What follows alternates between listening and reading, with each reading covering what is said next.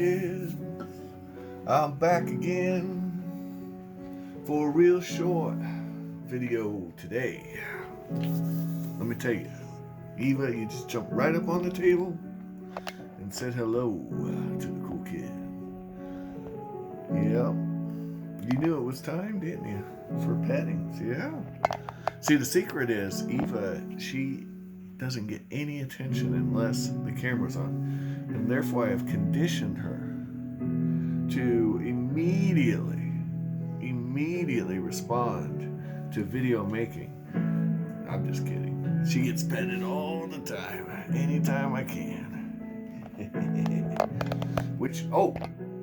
Eva's very soft, softer than most kitties. She has a very soft pelt on her. So, just letting you guys know, she's really soft, even compared to other cats. She's definitely.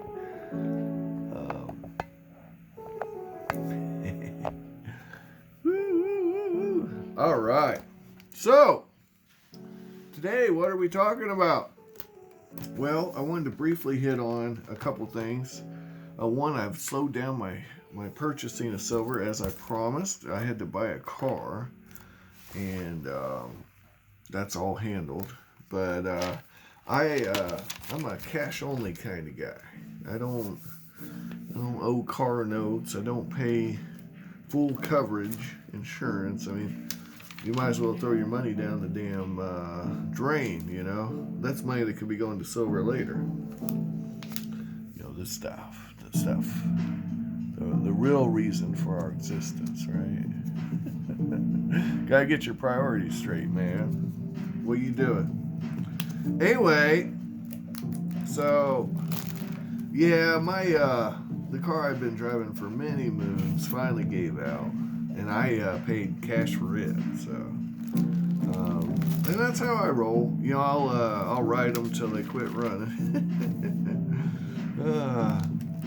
A lot of people obsessed. They want to have the cool car. They want to have the nice new car. They deserve it. They're owed it. They need it. Well, there's nothing wrong with that. That's your business. But I will tell you, you might want to reconsider that strategy, because in reality, it's a great way to stay broke. Yeah? Because you have to pay interest on that crap. And I don't know if you guys know this, but that stuff adds up. How many ounces of silver are you missing out on? Because you want to pay interest on a car note. Yeah? It's kind of like,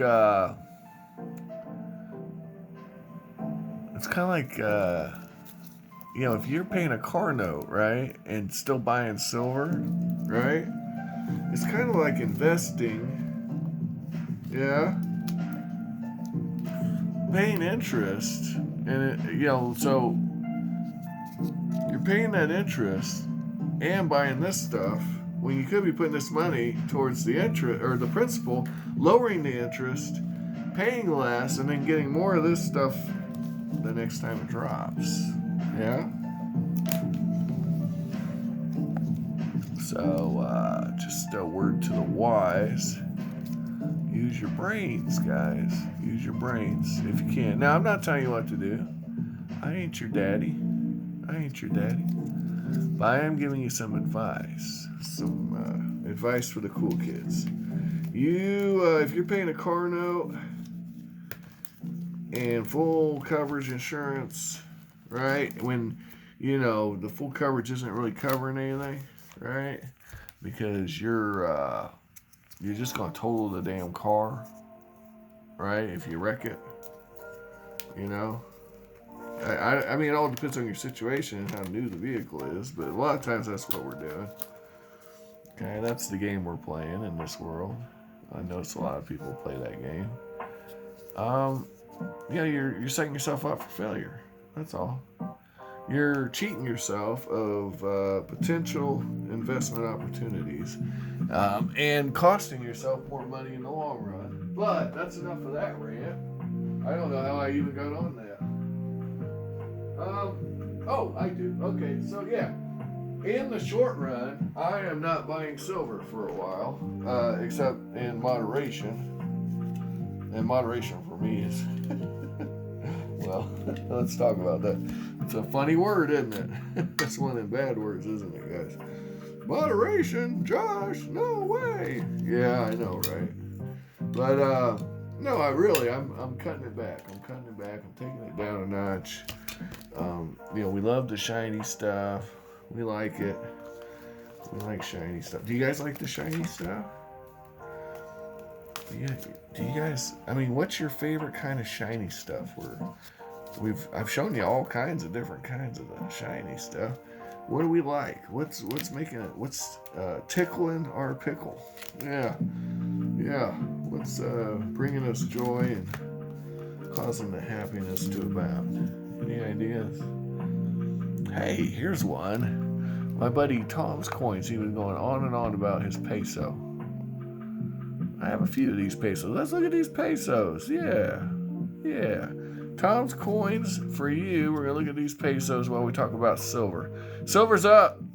Silver's shooting up. The trend is up. We've seen this before. Right? We've seen this before. Here's the key date.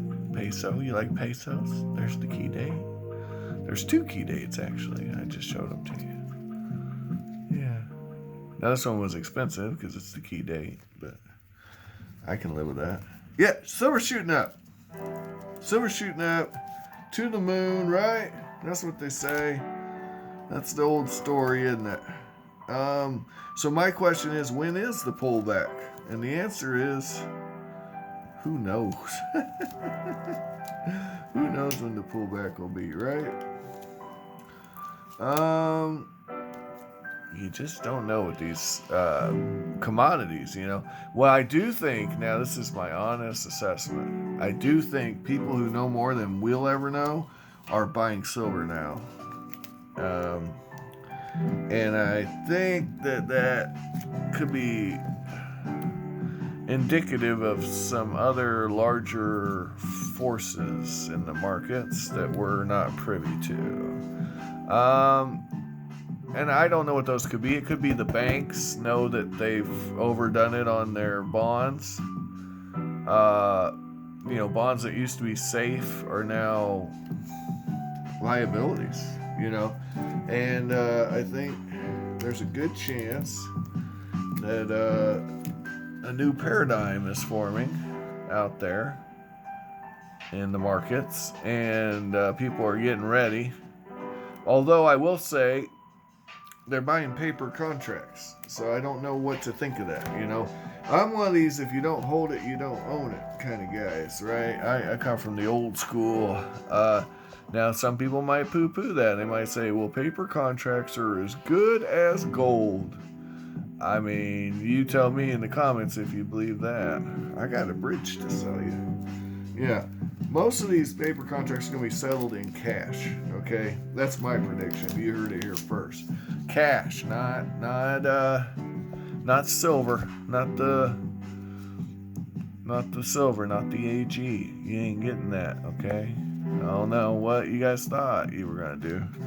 But that's okay. You can settle in cash, but the thing is, what's cash going to be worth? Well, we'll see. Time will tell. God only knows. Right? Who knows? Oh, pesos. You guys let me go on and on and on without the pesos. You guys. Goodness gracious. So, pesos for Tom's Coins. Yes. Now, I do want to talk about some other fun stuff. So, there's a lot of these cool pesos, guys. You can get these pesos. Sometimes you get them real cheap, like $6.80. You can get a real good deal on these pesos if you find the right seller at the right time. And then sometimes they ain't so cheap, Sometimes the price of silver is a little higher, Maybe you're paying $12 a piece for these pesos, Personally, other than the key date one you saw earlier, I don't tend to pay too much for these. Not because they're not cool. They are very cool. And honestly, very alluring. Let me get you one in better condition real quick so you can really explore the space and see what I mean. But I mean, look at that. Yeah, that's cool. It's marked. Look at that. 0.720. That's fun. Now look at that. I paid $11.50 for this one, which I believe would be above melt today, but I probably bought this one silver was $30 an ounce. You know, or 25, well, probably 28. 28 was the price of silver when I got into silver, okay? And so, you know, keep that in mind. So some of these coins, when you see the price, you'll be like, why did he pay $6 for some, $3 for others, and then on others he paid $12? You know, it's like, what was the price of silver when I bought that thing? You know? So, anyway, very cool. Now this is a doable run if you wanted to get a complete collection. See, $12 for this one. If you wanted to get a complete collection of these, you could do it. It's very doable. For those of you looking to fill a book or something, someone started to drill this one. Are you licking my coin? You little coin licker, you. But you know, for $4.85. That's okay. I'll take a hole in one. Huh? But yeah, we got a few of these. I do have another key date one we'll get to eventually too. But it's not 72%. Nope. Look at that, $12.50 for that thing. $12.50 for this coin. Why is this one so much more? Well, again, I probably bought it in 2012, 2011, somewhere in there. What did we pay for this one? Free. Well, that's my favorite price. That's probably a gift from the Kitco Forum. Probably Captain Silverton would be my guess. Also known as Cy. He's my guy. I haven't seen him in a while though. He's been persona non grata on the Kitco forums. If you guys can get on the Kitco forums and talk, that's great. It's where I learned the ropes of stacking, and there's some great folks there. They're very accommodating. They'll teach you. They're very on the. Oh, look at that $5. Man, I must have bought this in like 2015, right? See the game. This is dollar cost averaging right here, and you know, are you seeing this? So yeah, some of them I paid too much for, but a great many of these are still under melt to this day, and it's a pretty cool coin. And these coins, you know, you can recoup the premiums on these better than you might think. A lot of people poo-poo foreign silver, but some of this stuff is really getting a cult following. I've noticed. It's very niche. It's depending on location. I've noticed where you're at matters. But if you go to the American Southwest, right, you might find a nice little niche for this kind of coinage, and you might actually come out pretty good. You know, if you bought it at $6.60 and you sell it for $12-15, that's a pretty good profit margin, I would say, right? Depending on the coin, you know, mileage will vary. But this one is the key date I have. This is actually a rare coin. Yeah. And you'll notice the ASW on this is very different than the other one. And I mentioned why earlier, but you'll see it now. See it? All right. So, the 1919 and 1918 coins are much more sought after. And then after that, I believe it's the 21 and the 26, 27. Maybe it's the 27. I could check. But yeah, these are not easy to come by. If you catch one, grab it. It's like I was telling my coworker.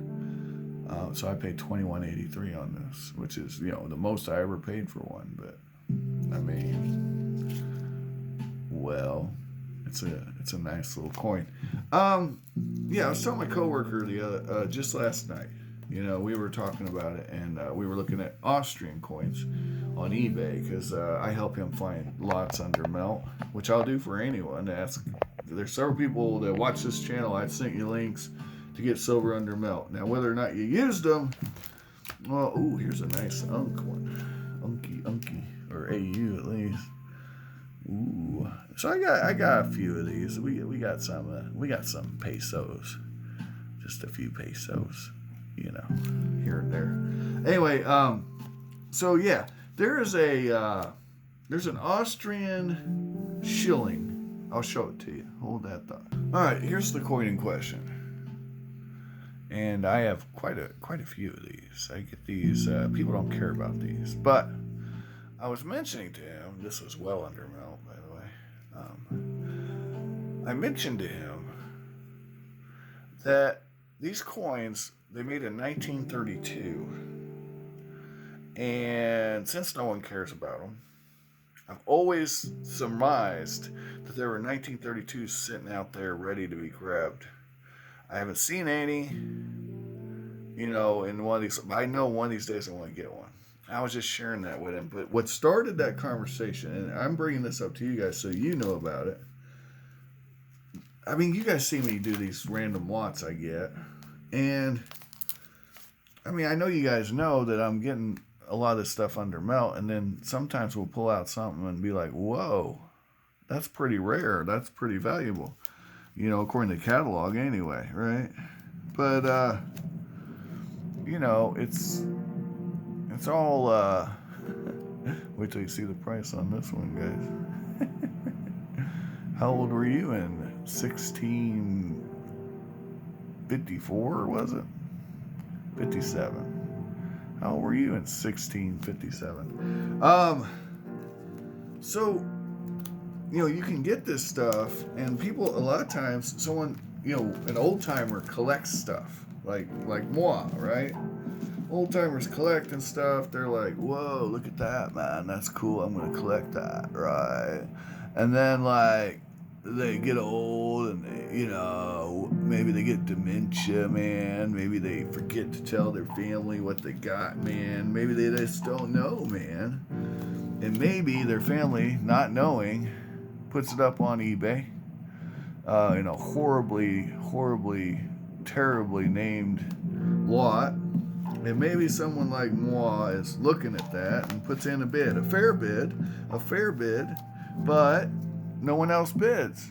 And then all of a sudden, well, I think we know where this is going. The point, right, is you can get the good stuff at bullion prices. That's what I'm saying. Now, the coins that started this, I'm going to show you real quick.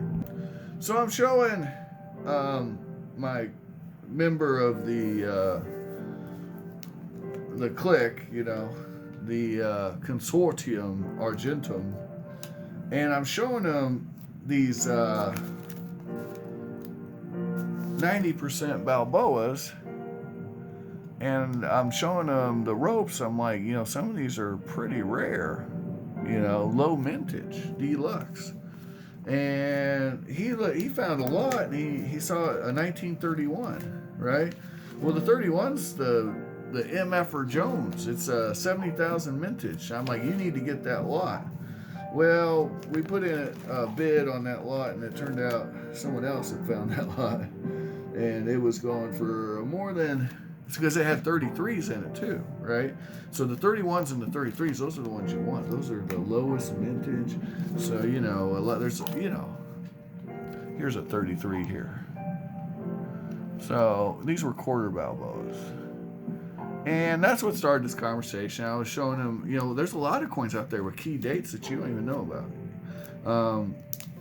Some of these Portuguese coins have key dates that you don't even know about, So just be cognizant of that, guys. And yeah, silver's going up. I don't know if it's going to go down. I don't know what it's going to do. Things are crazy right now in the markets.